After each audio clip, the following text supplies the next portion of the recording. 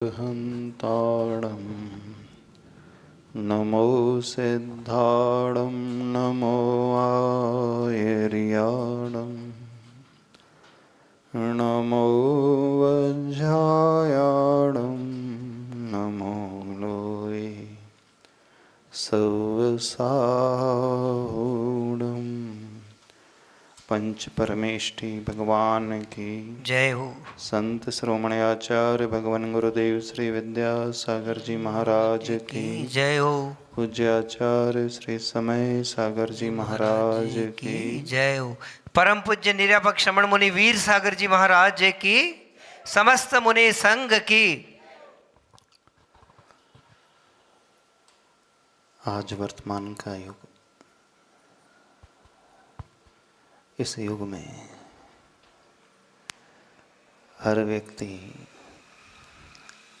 बड़ा परेशान सा नजर आता है।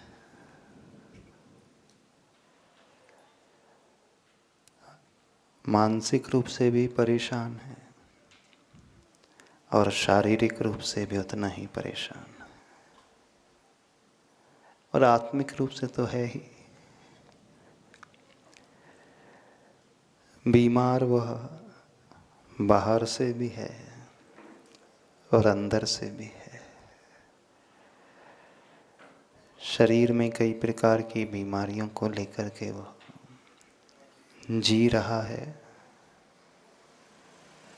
और मन की बीमारी को लेकर के भी वो अपने आप को ढो रहा है।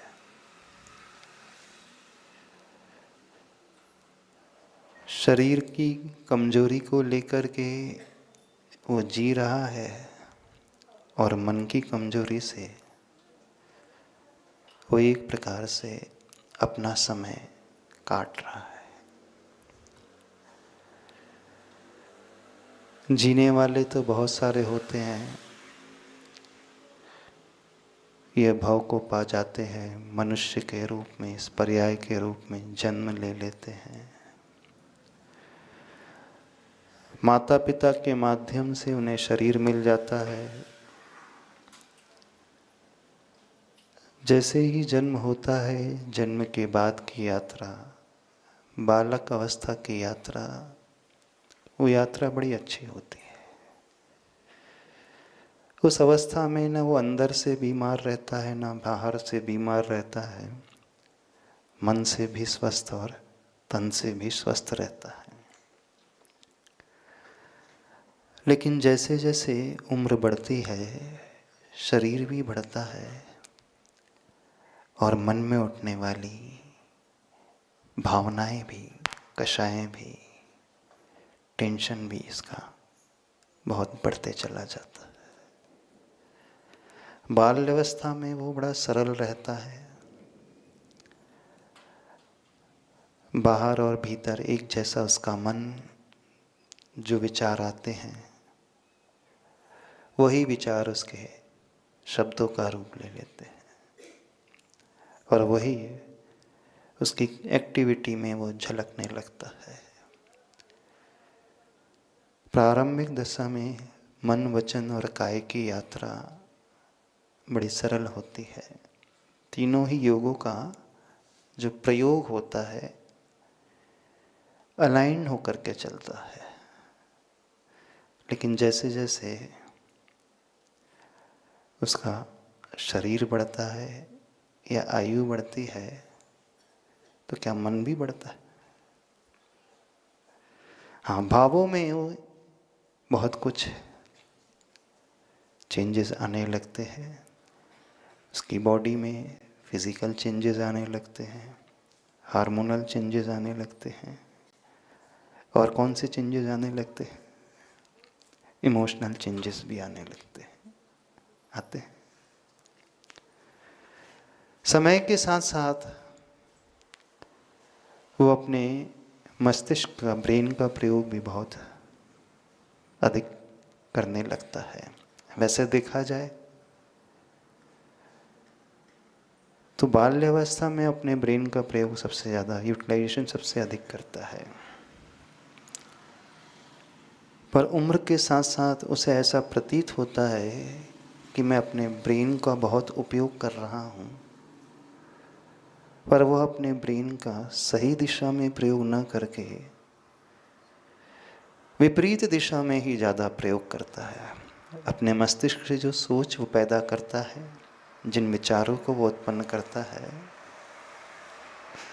उसके विचार उससे प्रॉपरली अलाइन हो ही नहीं पाते। हो पाते? विचार कुछ और हैं, शरीर की क्रियाएं कुछ और होती हैं। तभी तो वह मानसिक रूप से अस्वस्थ रहता है, परेशान रहता है, उसका एंजाइटी लेवल बहुत अधिक रहता है, स्ट्रेस लेवल बढ़ा हुआ रहता है, भयभीत वो रहता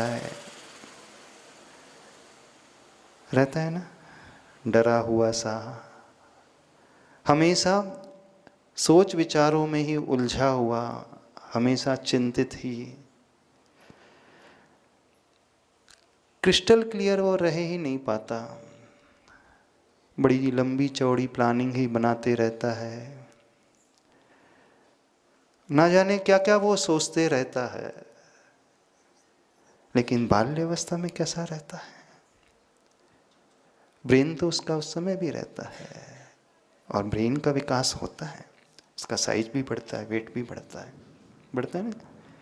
क्योंकि जैसे जैसे शरीर का विकास होता है, उसकी बोन्स की डेंसिटी भी बढ़ती है, उसकी लेंथ आदि भी बढ़ने लगती है, उसका वेट भी, वजन भी बढ़ने लगता है, मसल्स भी बढ़ने लगती हैं, सब कुछ डेवलपिंग फेज में होता है।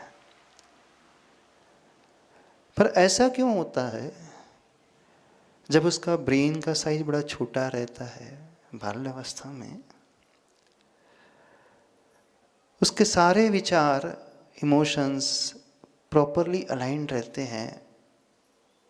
बड़ा होते ही सोचता कुछ और है, भाव कुछ और हो जाते हैं, दिखाता वो कुछ और है, उलझा हुआ सा, परेशान सा वो रहता है।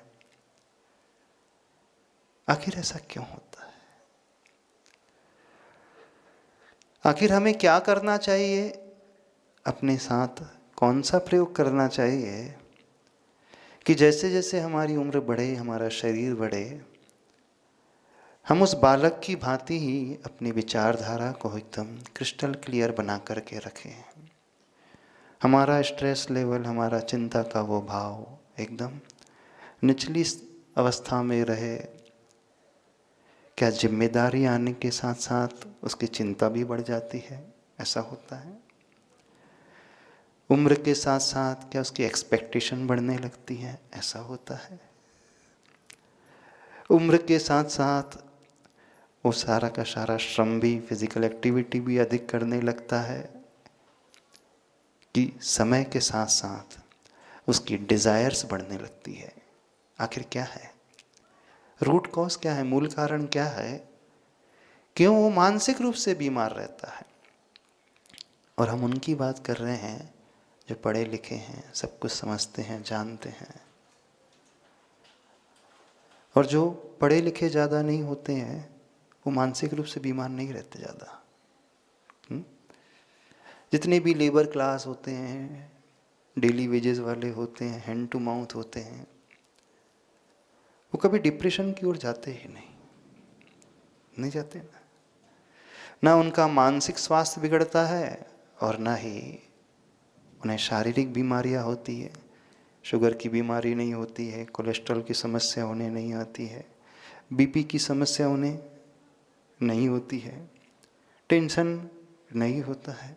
जबकि उम्र से और शरीर से तो वो भी बढ़ गया है, उसके ब्रेन का भी विकास हो गया है, उसके पास भी जिम्मेदारी है, उसका भी परिवार है, बच्चे हैं, सब कुछ उसके साथ लगा है। और एक पढ़ा लिखा व्यक्ति, बड़ा व्यक्ति, अमीर व्यक्ति, जिसके पास सारी सुविधाएं हैं, पैसा है, वैभव है, नाम है, पद है, पूर्वजों का दिया हुआ वह भी वैभव उसके साथ है, उसे सारी सुविधाएं, सब कुछ मिला है और वो मानसिक रूप से इतना ग्रस्त। और जिसे कुछ मिला नहीं है, अथवा न के बराबर जिसके पास कुछ है, वो अपना पूरा समय सिर्फ रोटी कपड़ा और मकान में ही बिता देता है, उसी के लिए निकाल देता है। जिसके पास रोटी की व्यवस्था है, मकान की व्यवस्था है, कपड़ों की व्यवस्था है, ज्वेलरी की व्यवस्था है, एक्स्ट्रा प्रॉपर्टी सबकी व्यवस्था है, वो अंदर से परेशान। और जिसके पास अभावों के अलावा कोई सद्भाव ही नहीं है, अभावों के अलावा उसके पास कोई सद्भाव नहीं, यानी उसकी जीवन में क्या है, सिर्फ अभाव ही अभाव है और कुछ भी नहीं है। असुविधाओं के अलावा उसके पास कोई सुविधा नहीं है। फिर भी वो अंदर से प्रसन्न रहता है और इस एक के पास सब कुछ है, फिर भी वो अंदर से इतना त्रस्त रहता है। एक प्रशस्त है, एक त्रस्त है। क्या है आखिर? क्या हमें करना चाहिए कि हम उस परिस्थिति को जीत सके? कौन सा उपाय हमें जीवन में अपनाना चाहिए? जब व्यक्ति बीमार होने लगता है, चाहे कैसा भी बीमार हो, शरीर से बीमार हो अथवा मन से बीमार हो, तब उसे कौन याद आता है सबसे पहले? कौन याद आता है बताओ? भगवान याद आ जाते, वैसे याद नहीं आते, है ना। आर्ता नरा धर्म परा भवंती नीति आती है। दुखी मनुष्य स्वतः ही धर्म में तत्पर होने लगता है। पीड़ित व्यक्ति को प्रभु याद आने ही लगते हैं। प्रभु से ज़्यादा गुरु याद आने लगते हैं। जिसके जीवन में गुरु हैं तो गुरु याद आने लगते हैं। उनका आशीर्वाद लेने के लिए वो आता है, तलाश करता है और इधर उधर से पूछ करके कुछ ऐसे कार्य भी करना शुरू कर देता है जिसे उसने आज तक नहीं किया हो। थोड़ा बहुत धर्म भी अपनी समझ के अनुसार वह करना प्रारंभ कर देता है। गुरुओं से पूछता है, अन्य व्यक्तियों से पूछता है, गुरु से सलाह देते हैं, हाँ थोड़ा धर्म का आलम्बन लो, जाप किया करो, मंत्र को पढ़ा करो, भक्ति किया करो, है ना, ध्यान किया करो। ऐसे ध्यान तो उसके बस की है ही नहीं अभी, बस इतना ही कहा जाएगा उसे, प्रभु की भक्ति किया करो और सेवा किया करो। और अपने मन को संभालने के लिए, अपने विचारों को प्रशस्त बनाने के लिए, उस स्ट्रेस लेवल से ऊपर उठने के लिए हो सके तो एक मंत्र का जाप किया करो, चैंटिंग कह देते, क्योंकि वो मंत्र की बड़ी तलाश करता है ना। धीरे से आकर के पूछता, कोई विशेष मंत्र हो तो दे दो। बहुत परेशानी है, परिवार में बहुत कठिनाइयाँ आ रही हैं, परिस्थिति ठीक होने का नाम ही नहीं ले रही हैं। आर्थिक समस्याएं हैं, शारीरिक समस्याएं हैं, संबंधों की समस्याएं हैं, भविष्य को लेकर के, बच्चों के उनको लेकर के समस्याएं हैं। मैं सिर्फ समस्याओं से घिरा हूँ, एक नहीं न जाने कितनी हैं, एक के बाद एक लाइन से लगी ही रहती हैं। क्या उपाय होना चाहिए? तो धर्म का आश्रय लेने के लिए उससे कहा जाता है। लेकिन जब उससे कहा जाता है कि धर्म का आश्रय लो, थोड़ा सा जाप करो, ध्यान करो, सही सही बताओ कितना विश्वास होता है आप लोगों का उस पर? यदि हम कह दें कि नमोकार मंत्र की जाप दिया करो, तो विश्वास होता है आपका? आपका कि महाराज जी जन्म से नमोकार मंत्र फिर रहे हैं, पहले से पता है नमोकार मंत्र, आप दूसरा मंत्र मांगते हो। कोई स्पेशल मंत्र बताओ जो तुरंत इफेक्टिव हो जाए, है ना।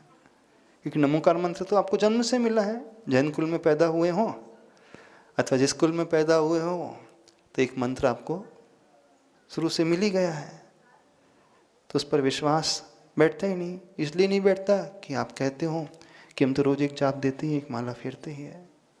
कब से पढ़ते आ रहे हैं, जब से होश भी नहीं संभाला, तब से हम पढ़ते आ रहे हैं, सुनते आ रहे हैं। बोले मंत्र से, इस मंत्र से कुछ होता जाता है नहीं। कोई विशेष कारगर उपाय बताया जाए ताकि हमको शांति मिले। ये आप भी ये पूछते हो ना, जब आपत्ति आती कौन सा मंत्र पूछते हो, क्या पूछते हो? उन्हें नमोकार मंत्र दिया जाता है तो एकदम बोलते नहीं महाराज जी कोई और मंत्र बताओ।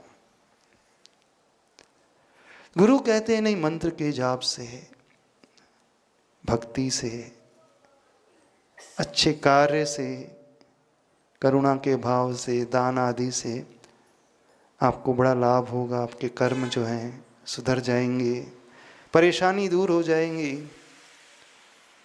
तो उसका विश्वास ही नहीं बैठता।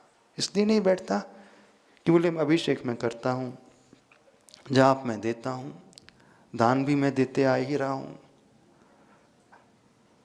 अच्छे अच्छे कार्य, थोड़ी बहुत सेवा वाले भी कार्य मैं कर ही लेता हूँ, और तो और वर्षों से मैंने कोई गलत नहीं किया, फिर भी परेशानी दूर नहीं हो रही है।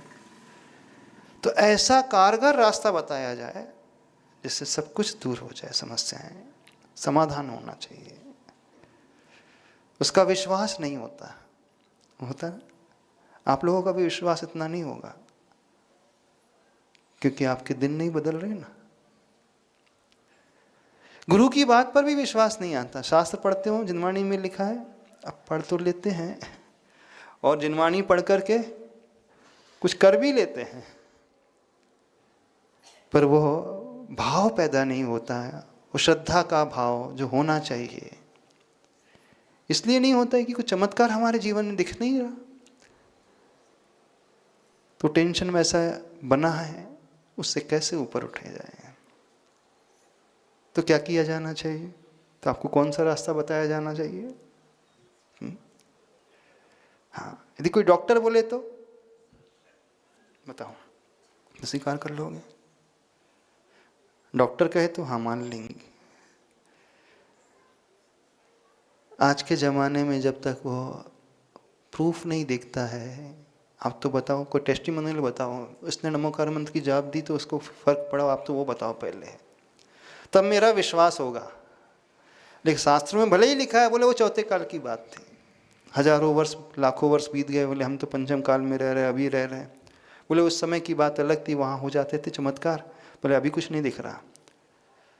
इस कारण हमारा विश्वास नहीं होता है ना।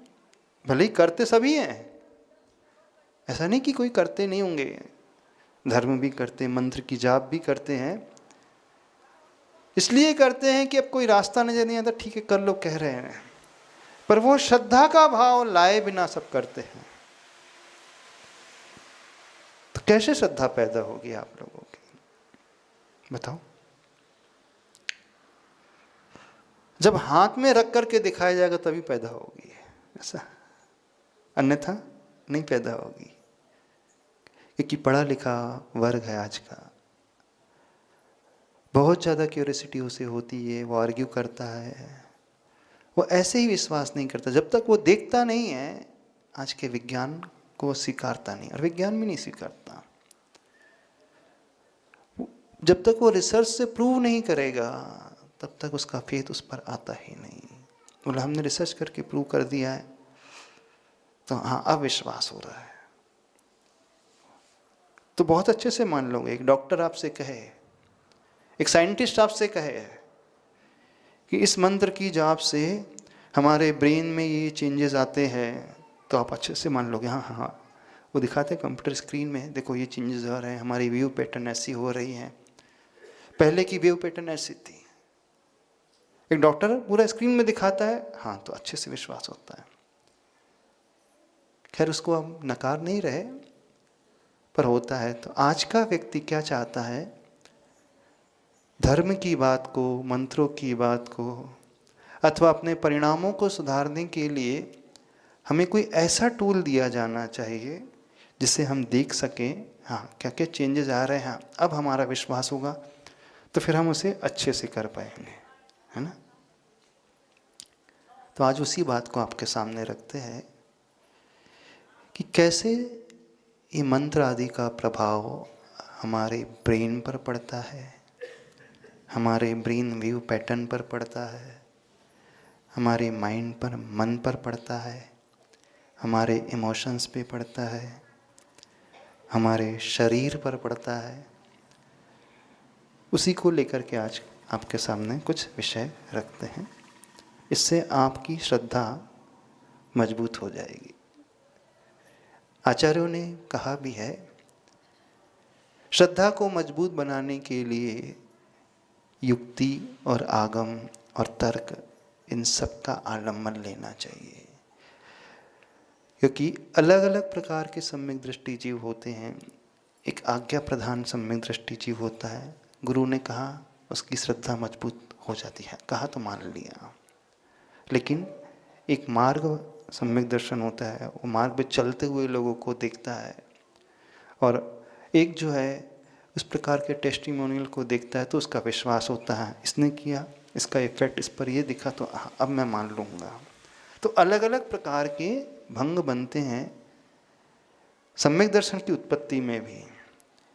किसी को छोटे से एक बीजाक्षर से देख करके हो जाती है तो बीज सम्यक दर्शन, मार्ग सम्यक दर्शन, कषायों के समन से चमत्कार देख करके कुछ भी हो सकता है। तो आज के पढ़े लिखे युग में जब तक कोई साइंटिस्ट ना बोले, डॉक्टर ना बोले, तो वो एकदम से विश्वास नहीं करता। जब वो रिसर्च रिपोर्ट देखता है कि हाँ ऐसा ऐसा रिसर्च हुआ है और ऐसे ऐसे केसेस घटे हैं, तो उसकी श्रद्धा फिर अच्छे से मजबूत होने लगती है ना। ठीक है, चाहे जैसे भी हो, पर हमारी श्रद्धा, हमारा विश्वास मजबूत होना चाहिए। आखिर हमारे ब्रेन में क्या इफ़ेक्ट पैदा होता है जब हम तरह तरह के भावों को लेकर के आते हैं? कौन सी वेव पैटर्न हमारे ब्रेन में चलती है, आज उस विषय को आपके सामने रखते हैं। हमारे ब्रेन में 5 प्रकार के ब्रेन वेव स्पेक्ट्रम होते हैं, अल्फा, बीटा, गामा, थीटा और डेल्टा। अब शायद आप लोगों को समझ में भी नहीं आया होगा। ब्रेन की वेव्स, वेव यानी तरंगे होती हैं, और तरंगे ऐसी ऐसी चलती हैं, उसकी फ्रीक्वेंसी होती है, उसे हर्ट्ज में मेज़र किया जाता है।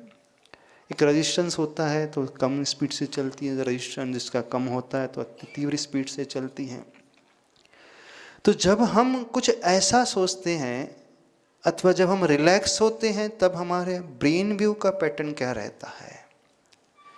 जब हम टेंशन में भरे हुए होते हैं, उस समय हमारे ब्रेन व्यू का पैटर्न क्या रहता है? जब हम एकदम शांत रहते हैं अथवा जब हम चिंतित रहते हैं, उस समय हमारे ब्रेन व्यू का पैटर्न क्या रहता है? जब हम सोते रहते हैं, उस समय हमारे ब्रेन व्यू का पैटर्न क्या रहता है? जब हम ध्यान में रहते हैं तो उस समय हमारी ब्रेन वेव का पैटर्न क्या रहता है? और जब हम कोई मंत्र की जाप करते हैं तो उसका क्या प्रभाव हमारे ब्रेन पर पड़ता है? न केवल ब्रेन पर बल्कि हमारे शरीर पर क्या क्या प्रभाव पड़ता है? कौन कौन से हार्मोन्स का सिक्रीशन होता है? वो हार्मोन जो हमारे सेल्स को मजबूत भी बनाते हैं, और कुछ ऐसे हार्मोन्स होते हैं जो हमारी कोशिकाओं को, मसल्स को डैमेज भी करते हैं।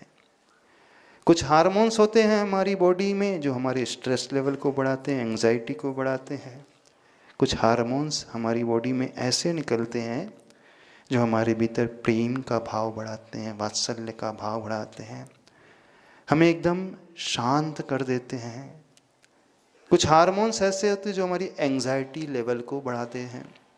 जैसे आपने सुना होगा, कॉर्टिसोल एक हार्मोन होता है जो हमारे स्ट्रेस लेवल को बढ़ाने वाला होता है। एक ऑक्सीटोसिन हार्मोन होता है जो लव हार्मोन माना जाता है, हमारे भीतर वात्सल्य के भाव को बढ़ाता है। एक हमारी बॉडी में एक नेचुरल पेन किलर होता है। हमारे शरीर में रोगों से, दर्द से लड़ने की क्षमता अपने आप इनबिल्ट होती है। जैसे आप दर्द निवारक गोलियां खाते हैं, पेन किलर खाते हैं, तो एक पेन किलर हमारी बॉडी में एंडोर्फिन हार्मोन के माध्यम से स्वयं ही निर्मित होता है, उसका सिक्रीशन होता है, लेकिन वह कब सिक्रीट होता है ये हमारे उस थॉट प्रोसेस पर आधारित होता है। तो उसकी चर्चा आज थोड़ा सा आप लोगों के सामने करते हैं और बड़ा अच्छा विषय है। कई न्यूरो साइंटिस्ट ने इस पर रिसर्च करके बताया है कि हमारे मस्तिष्क में जब हम एकदम डीप स्लीप में होते हैं, यानी गहरी निद्रा में होते हैं, जिस समय सपने नहीं आते हमें, हाँ? हमारी निद्रा के दो प्रकार होते हैं। एक सुपरफिशियल, जो एकदम अपन सोने के लिए जाते हैं तो डीप निद्रा नहीं होती है, उसे कहा जाता है REM, और डीप स्लीप वाली होती है NREM। यानी जब हमारे लिए सपने आते हैं तो उस समय हमारे आईबॉल्स का मूवमेंट चलता रहता है, आईलिड्स के नीचे, यानी पलकों के नीचे जो लेंसेज है ना, फ्रिक्वेंटली मूव होते रहते हैं, तो उसे कहा जाता है रैपिड आई मूवमेंट स्लीप। और जब गहरी नींद आती है तो उस समय आता है non rapid eye movement sleep. गहरी निद्रा में हमें कभी सपने नहीं आते। देखना आपको सपने कब आते हैं? जब आप सोते हैं तुरंत थोड़ी देर ने आप एक प्रकार से सोए भी नहीं और जागृत भी नहीं है, अर्ध निद्रा जैसी जो अवस्था होती है। स्लाइटली आपको नींद आ रही है, लेकिन थोड़ा सा आपको आसपास का सुनाई भी देता रहता है कि क्या चल रहा है, पर एकदम से जागृति पूरी नहीं रहती है, तो वो डीप स्लीप नहीं मानी जाती है। उस अवस्था में मुख्यतः सपने आते हैं। एक जब सोते समय और जब निद्रा अच्छी हो जाती है और उठने का वक्त होता है, उससे आधा एक घंटे पूर्व सपने आते हैं। तीर्थंकर की माता को सपने कब आते हैं? ब्रह्म मुहूर्त में, यानी जब उनकी निद्रा पूरी होने को होती है ना। अब ब्रह्म मुहूर्त में निद्रा भंग होने को है, उससे आधा एक घंटे पूर्व, अंतर मुहूर्त पूर्व जो है 16 स्वप्न दिखते हैं। सपनों का भी विज्ञान है। तो उस अवस्था में हमारी ब्रेन वेव का पैटर्न क्या होता है उसे थोड़ा सा समझें। तो गहरी निद्रा का जो पैटर्न होता है उसका नाम है डेल्टा ब्रेन वेव, उसकी जो है, और उस डेल्टा वेव ब्रेन वेव में जो फ्रीक्वेंसी होती है बहुत कम होती, 0.5 to 4 हर्ट्ज। ये ड्रीमलेस स्लीप है और सबसे ज़्यादा रिलैक्सेशन हमारे शरीर को इस गहरी निद्रा से मिलता है। और जिसे एक अच्छी नींद नहीं आती उसकी स्थिति कैसी होती है? दिन भर आलस आलस बना रहता है। तो जब हम डीप स्लीप में रहते हैं उस समय हमारी बॉडी में क्या क्या इफ़ेक्ट पैदा होते हैं, उसका क्या क्या बेनिफिट्स होते हैं। जब डीप निद्रा में होते हैं तो वो हमारे इम्यून सिस्टम को मजबूत करता है। हमारे शरीर में रहने वाले टिश्यूज जो होते हैं अपने आप रीजनरेट होते रहते हैं और अपने आप को सुव्यवस्थित बनाते रहते हैं। जो कोशिकाएं होती हैं वे कोशिकाएं तभी प्रॉपरली रीजनरेट होती हैं, पुष्ट होती हैं, जब हमारी गहरी निद्रा बहुत अच्छी होती है। जिसको अच्छे से नींद नहीं आती उसका इम्यून सिस्टम भी वीक होता है। समझना, कुछ हमारी बॉडी में ग्रोथ हार्मोन्स का सिक्रीशन तब होता है जब हम डेल्टा वेव स्लीप को फॉलो करते हैं, यानी गहरी निद्रा में करते हैं। इस समय हमारी बॉडी को फुल रेस्ट मिलता है और हमारा ब्रेन अपने आप उस नर्वस सिस्टम को रीसेट कर लेता है और बड़ा हम शांतता का भाव अनुभव करते हैं। इसे कहा जाता है non rapid eye movement sleep, NREM। ये डीप स्टेज होती है और बहुत ज़्यादा रिलैक्सेशन को देने वाली होती है। अब इसके दो तरीके होते हैं। जब कोई व्यक्ति गहरे ध्यान में पहुंच जाता है तो भी वह उस रिलैक्सेशन को पा सकता है। एक तो हम गहरा नींद लेकर के उस रिलैक्सेशन को पा सकते हैं। जो महान योगी होते हैं जब गहरे ध्यान में, डीप मेडिटेशन में पहुंच जाते हैं तो बैठे बैठे भी वो पूरी की पूरी बॉडी को रिलैक्स कर जाते हैं। तो जो बेनिफिट हमें उस गहरी निद्रा से होती है वही बेनिफिट्स उन योगियों को उस ध्यान के माध्यम से, मेडिटेशन के माध्यम से होते हैं, और उनका शरीर अपने आप में ऑटो मोड में आकर के क्योर करने वाला हो जाता है। तो ये सबसे अच्छी स्टेज होती है डीप स्लीप।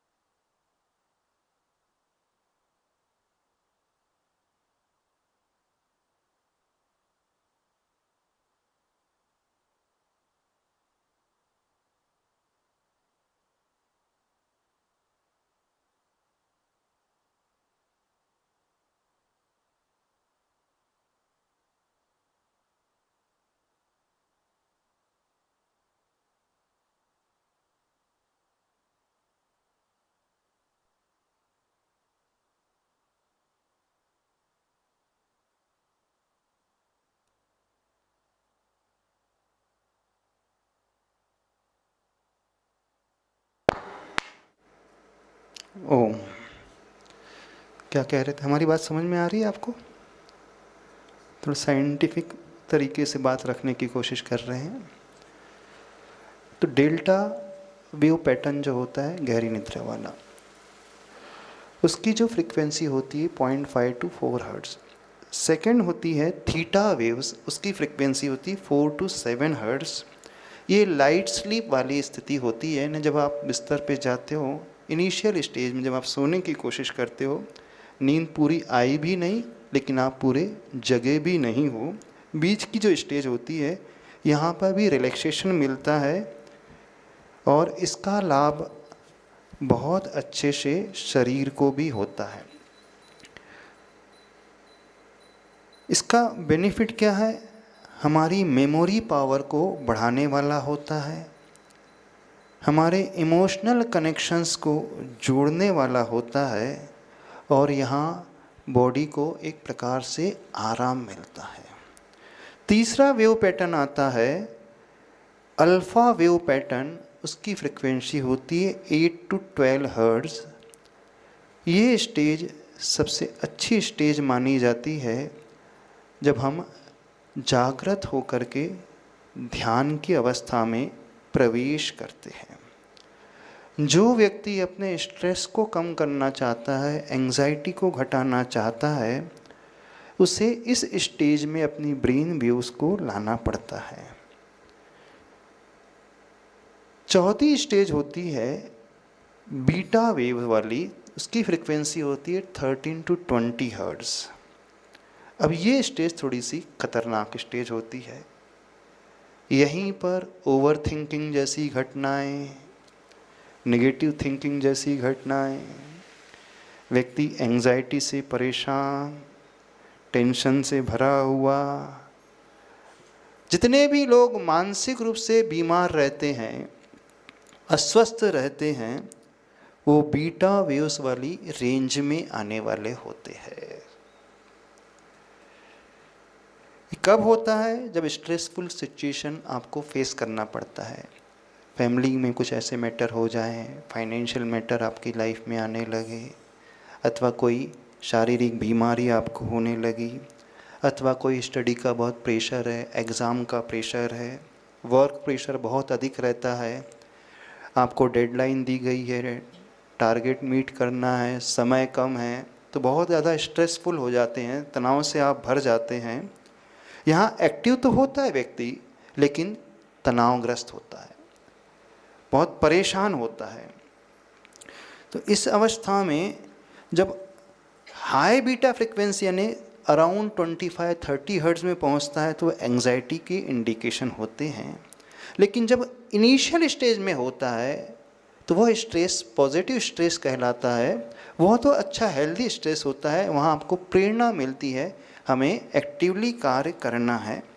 तो ये 13 to 30 हर्ट्ज की एक रेंज होती है बीटा वेव्स की फ्रिक्वेंसी इस समय होती है।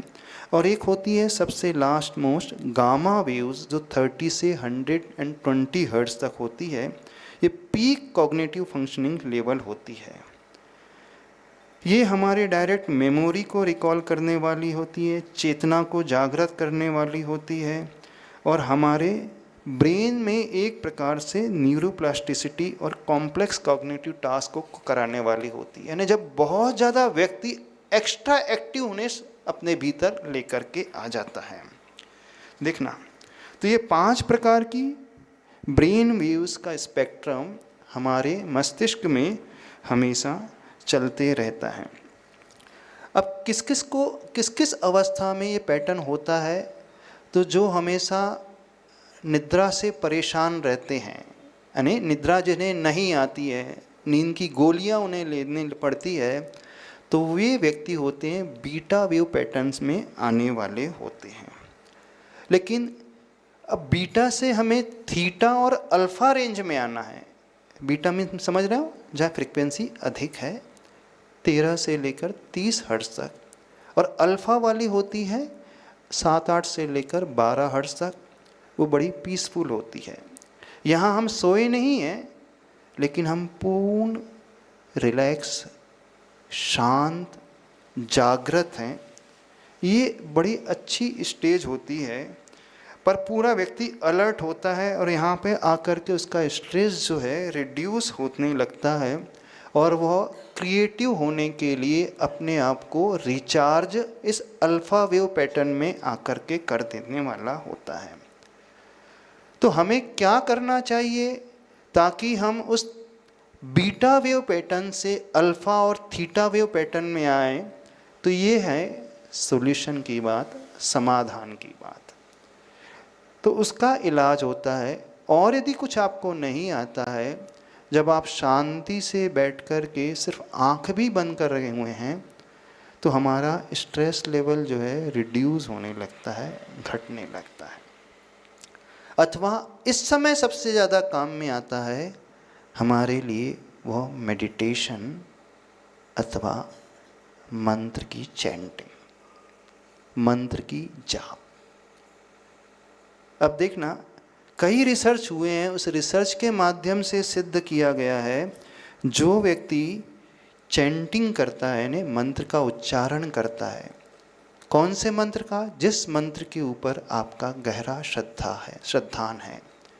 वो नमोकार मंत्र अथवा ओम बीजाक्षर का अथवा ह्रीम बीजाक्षर का। जब हम इस पर्टिकुलर मंत्र का जाप करते हैं और एक ही लय में उसका उच्चारण करने लगते हैं, तो उस समय हमारे बॉडी में क्या क्या चेंजेस आते हैं, और उसके अभाव में हमारी बॉडी में क्या क्या परेशानी आती है। देखो, जब हम फोकस होकर के मंत्र का जाप करने लगते हैं, तो हमारा ऑटोनॉमिक नर्वस सिस्टम जो होता है, वह उस स्ट्रेस लेवल से घट कर के एक पीसफुल मोड में आने लगता है। उस समय हमारी पैरासिम्पैथेटिक नर्वस सिस्टम जो है बड़ा एक्टिव हो जाता है। अब डिटेल में उसमें नहीं जाएंगे, लेकिन जो लाभ होते हैं शरीर में, पहले उसका डिस्कशन कर लेते हैं। कोई व्यक्ति बहुत अच्छे से एकाग्र होकर, उपयोग लगा कर के, ध्यान पूर्वक, गुणों का चिंतन करते हुए उस मंत्र का जाप कर रहा है, जैसे आपने नमो अरिहंताणम इस पद को लिया अथवा पूरे नमोकार मंत्र का उच्चारण किया, तो इस समय हमारी बॉडी में से एक एंडोर्फिन जो है केमिकल, वो हार्मोन, उसका सिक्रीशन होने लगता है। ये नेचुरल पेन किलर माना जाता है, यानी स्वतः ही हमारे शरीर में दर्द निवारक एक एंजाइम होता है। कुछ लोग होते हैं थोड़ा सा भी दर्द बर्दाश्त नहीं कर पाते। सिर दर्द हुआ नहीं, सेरेडोन लेने के लिए पहुंच गए, क्रोसिन मेडिसिन लेने के लिए पहुंच गए, मेडिकल हो जाते हैं। लेकिन कुछ लोग होते हैं, उन्हें कितना भी दर्द हो जाए उन्हें ज़्यादा फर्क नहीं पड़ता, उनकी सहन करने की क्षमता बड़ी अच्छी होती है, और उनके चेहरे पे भी कुछ नज़र नहीं आता, और बहुत इजीली वो अपने आप को रिकवर कर लेते हैं, उनका दर्द बहुत जल्दी ठीक हो जाता है। तो कैसे ठीक होता है? बिना दवाई के उनका दर्द कैसे ठीक हो जाता है? अथवा आप लोगों ने कुछ लोगों के बारे में सुना भी होगा, जब उनका ऑपरेशन आदि हो रहा है अथवा कोई फोड़े को चीर फाड़ होती है तो बिना एनेस्थेशिया के, बिना क्लोरोफॉर्म के वो चीर फाड़ करा लेते हैं, फिर भी कोई रिएक्शन बॉडी में नहीं आता, चिल्लाते भी नहीं हैं। आखिर वो क्या करते हैं? तो उस समय वो अपने आप को इतना शांत कर रखते हैं, यानी वो अल्फा वेव पैटर्न में अपने आप को ला लेते हैं। अल्फा वेव पैटर्न में आते ही उन्हीं के शरीर से वो एंडोर्फिन जो है, एंजाइम्स निकलने लगता है। तो जो काम एक्सटर्नल मेडिसिन करती है वो अपनी थॉट प्रोसेस के बल पर इंटरनली अपने आप को क्योर करने लगते हैं और उस दर्द से वो निजात पा लेते हैं, ऊपर उठ जाते हैं। जो व्यक्ति बहुत शांत होकर के, एकाग्र होकर के मंत्र का पाठ करता है, जाप करता है, डोपामाइन उसके बॉडी में रिलीज़ होने लगता है और वो डोपामाइन हमारे मोटिवेशन को बढ़ाने वाला होता है, वो हमारे फोकस को और बढ़ाने वाला होता है। एक एंजाइम होता है सेरोटोनिन और गाबा, वो हमारे रिलैक्सेशन को और एंजाइटी रिलैक्सेशन को बढ़ाने वाला है और चिंता के लेवल को घटाने वाला है। कब होता है ये? जब आप जाप दे रहे हैं, लेकिन ध्यानपूर्वक, बड़े अच्छे से उच्चारण करते हुए।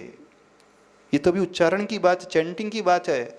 और जो व्यक्ति एकाग्र होकर के गुणात्मक चिंतन करेगा वो और भी ज़्यादा रिलैक्सेशन मोड में आ जाएगा, और भी ज़्यादा अपने आप के शरीर को व्यवस्थित बनाने वाला होगा। एक एंजाइम और निकलता है ऑक्सीटोसिन, जो बॉन्डिंग यानी लव हार्मोन माना जाता है। ये हार्मोन जिसके भीतर बहुत अच्छा रहता है, उसके भीतर करुणा की भावना, वात्सल्य का भाव बहुत अधिक होता है, वो बहुत संवेदनशील होता है। आपने सुना होगा गाय भैंसों के दूध को बढ़ाने के लिए एक इंजेक्शन का प्रयोग किया जाता है, एक्सटर्नली मेडिसिन दी जाती है। क्या दिया जाता है? उसमें ऑक्सीटोसिन ही दिया जाता है। तो ऑक्सीटोसिन के इंजेक्शन देने के बाद क्या, तुरंत उनकी दूध की क्वांटिटी बढ़ जाती है और बहुत अच्छे से वो दूध देने लगती है। माँ जब बनती है, कोई महिला जब वो बच्चे को जन्म देती है, तभी उसके शरीर में दूध का निर्माण होता है। पहले क्यों नहीं होता? क्योंकि वो ममता कब जागृत होती है? पत्नी में वो ममता नहीं होती है, वो ममता सिर्फ माँ में होती है। देखो प्रकृति ने कितना गजब का चमत्कार किया है। जैसे ही वो बच्चे को जन्म दे देती है तो अलग ही वो मातृत्व का भाव उसके हृदय में जागृत होता है और उसी समय दूध का निर्माण होता है। जैसे जैसे बच्चा बड़ा होने लगता है, वो मातृत्व का भाव धीरे धीरे कम होने लगता है ना। फिर दूध की मात्रा भी कम होने लगती है, गाय में भी दूध की मात्रा कम होने लगती है। तो वो मेन इफेक्ट किसका होता है? वो ऑक्सीटोसिन हार्मोन का होता है। तो वो ऑक्सीटोसिन हार्मोन मंत्र की चैंटिंग से बहुत अच्छे से निकलता है। और जो हमारे स्ट्रेस को और टेंशन को बढ़ाने वाला हार्मोन होता है, सबसे खतरनाक हार्मोन जो होता है, हमारी चिंता को बढ़ाता है, उसका नाम है कॉर्टिसॉल। तो ये कॉर्टिसॉल हार्मोन तब अधिक बढ़ता है जब हम बीटा वेव फ्रीक्वेंसी में आ जाते हैं। और जैसे ही बीटा को घटा करके हम अल्फा वेव फ्रीक्वेंसी में आने लगते हैं, यानी शांत होकर के हम बैठने लगते हैं, आँख बंद करके बैठते हैं, एक लयबद्ध तरीके से किसी मंत्र का उच्चारण करते हैं अथवा जाप करते हैं अथवा ध्यान करते हैं, उस समय ये कॉर्टिसोल हार्मोन है उसकी मात्रा एकदम घटने लगती है। जो व्यक्ति सहज होकर के ब्रीदिंग करता है, प्राणायाम करता है, उससे भी उसका बहुत लाभ होता है। जो व्यक्ति माइंडफुल तरीके से रहता है और मेडिटेशन करता है, उसके माध्यम से भी इन केमिकल्स का सिक्रीशन हमारी बॉडी में बहुत अच्छे से होने लगता है। और जो व्यक्ति जितना ज़्यादा चिंतित रहता है, जो जितना डरा हुआ रहता है, जो व्यक्ति हमेशा उलझा हुआ रहता है, जिसका डिसीजन पावर अच्छा नहीं रहता है, जो हमेशा सोचते ही रहता है करूं कि ना करूं, बड़ा कंफ्यूज रहता है, होते हैं ना कुछ लोग,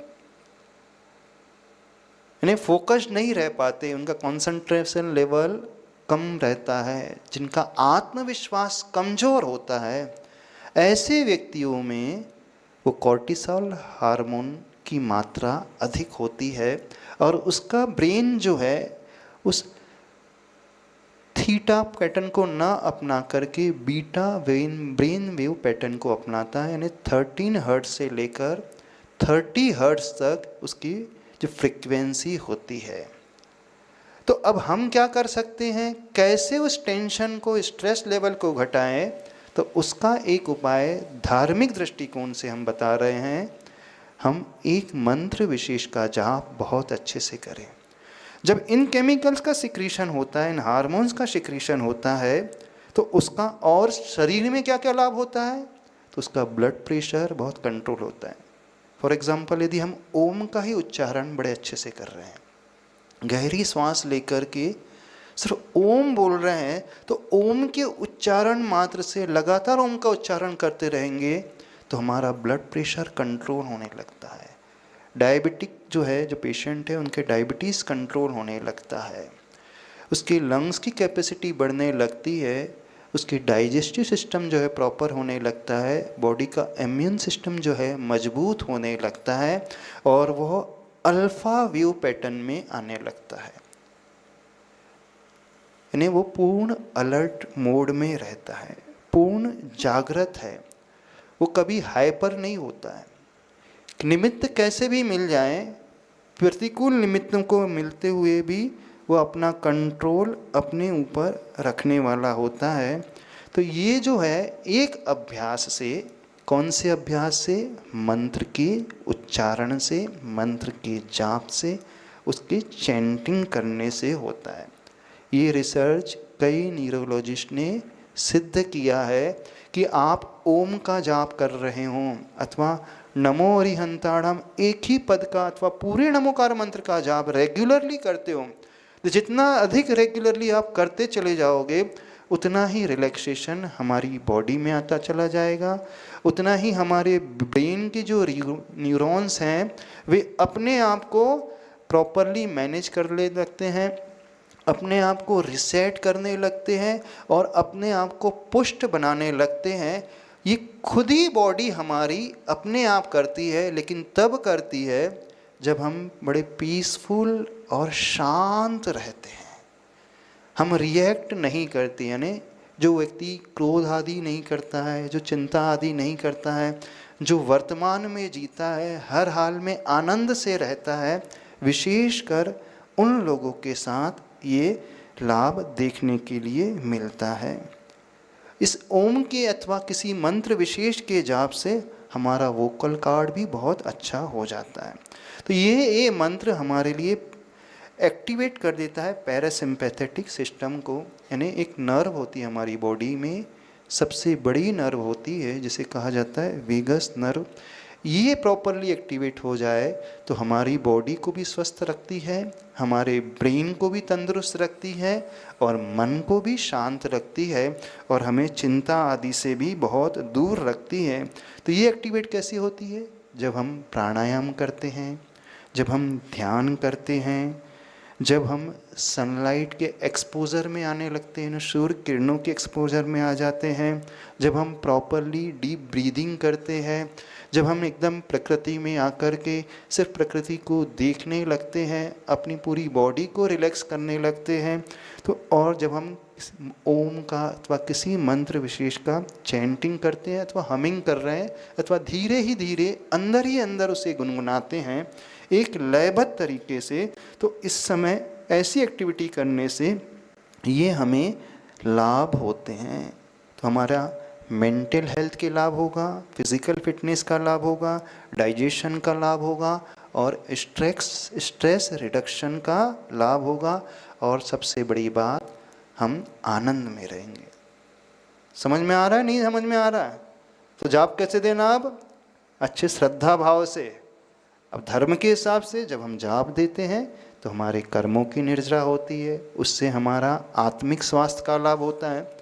तो देखो आज साइंस ने शारीरिक स्वास्थ्य के लाभ की बात बताई, मानसिक स्वास्थ्य के लाभ की बात बताई। ये सारी बातें हमारे ग्रंथों में पहले से लिखी हैं, गुरु हमेशा बताते हैं, लेकिन आप लोगों को विश्वास तो नहीं होता।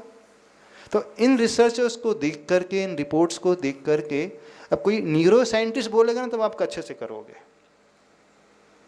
कोई साइकोलॉजिस्ट बोलेगा अथवा न्यूरो फिजिशियन बोलेगा, हाँ तो अब उसने बोला है तो अब अच्छे से करना है। वो बोलता है प्राणायाम करो तब हम करेंगे, वो बोलता है कि अच्छे से स्लीपिंग टाइम प्रॉपरली मैनेज करना चाहिए, सही समय पे करना चाहिए, तो अब अच्छे से करेंगे। स्लीप के विषय में फिर कभी ले लेंगे। तो अभी समझ में आया आपको हमारा ब्रेन किस पैटर्न से काम करता है। हमारे ब्रेन में एक वेव पैटर्न चलता है, इसकी अलग अलग फ्रिक्वेंसीज होती हैं और इसको बनाने वाले हम स्वयं होते हैं। जो महायोगी होते हैं वो कौन सी स्टेज में अपने आप को लेकर के आ जाते हैं? गामा वेव पैटर्न में, यानी जहाँ तीव्र ऊर्जा निर्मित होती है, सबसे पावरफुल होती है, 30 से लेकर 120 हर्ट्ज तक की। यानी वो एक स्थान में बैठे बैठे ही जब ऐसी साधना करने लगते हैं तो उन्हें इंट्यूशन अपने आप मिलने लगता है। आपने गुरुजी के बारे में सुना होगा, आचार्य भगवान के बारे में, कि आचार्य भगवान के मुख से कुछ शब्द निकल जाता था तो वो हो जाता था। कैसे हो जाता था? आचार्य भगवान को इंट्यूशन अपने आप मिलने लगते थे। क्यों मिलने लगते थे? वो हमेशा रिलैक्स और बड़े शांत रहते थे। तो जब ऐसी साधना हो जाती है तो ऐसे योगी उस अल्फा वेव पैटर्न में आ जाते हैं अथवा उस गामा वेव पैटर्न में तीव्र एनर्जी जिससे निर्मित होती है, तो उसका लाभ होता है कि इंट्यूशन यानी भविष्य में घटनाएं घटने वाली जो होती हैं उनका इंडिकेशन भी उन्हें पहले से ही प्राप्त होने लगता है। तो ये साधना का चमत्कार है। तो इससे आत्मिक लाभ भी होगा, कर्मों की निजरा भी होगी, मानसिक लाभ भी होगा, शारीरिक लाभ भी होगा, और सबसे बड़ा लाभ आपके इमोशंस जो हैं बैलेंस बने रहेंगे, आपके रिलेशनशिप्स जो हैं बहुत अच्छे मैनेज रहेंगे और आप टेंशन फ्री, स्ट्रेस फ्री रहोगे। ठीक है, इतना ही रखें। बोलिए आचार्य परमेष्टि गुरुदेव श्री विद्यासागर जी महाराज की जय हो। परम पूज्य